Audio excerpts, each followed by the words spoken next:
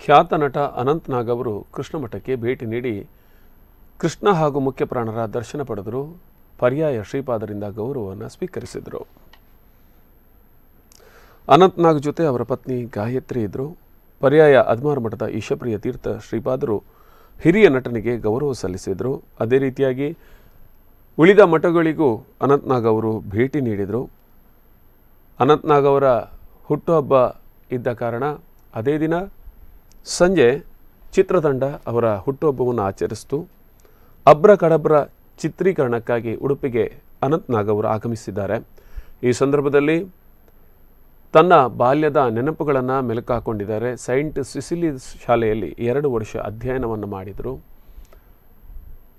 ಅದಾದ ಬಳಿಕ ಬೇರೆ ಬೇರೆ ಕಾರಣಗಳಿಂದ ಬೇರೆ ಊರಿಗೆ ಹೋಗಬೇಕಾದಂಥ ಅನಿವಾರ್ಯತೆ ಬಂತು. ಇದೇ ಸಂದರ್ಭದಲ್ಲಿ ಕೃಷ್ಣ ಮಠದ ಈ ಒಂದು ಭೇಟಿ ಅವರಿಗೆ ತುಂಬ ಖುಷಿ ಕೊಟ್ಟಿತ್ತು.